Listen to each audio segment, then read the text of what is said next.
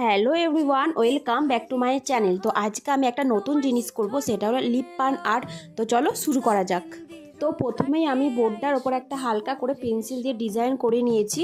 এবার আমি দু রকমের ক্লে নিয়ে নিয়েছি, ভালো করে মিক্স করে নেব। তো এবার আমি একটা জায়গায় নিচে পাউডার দিয়ে এই ক্লেগুলোকে হাতের সাহায্যে সরু সরু লাইনের মতো আমি বানিয়ে নেব। তারপর বোর্ডটাতে আমি আঠা দিয়ে ক্লেগুলোকে আমি অ্যাড করে দেবো। এই যে দেখো, আমার হাফ অ্যাড করা হয়ে গেছে। পুরোটাই এবার কমপ্লিট করার পর আমি কালারগুলো অ্যাড করছি।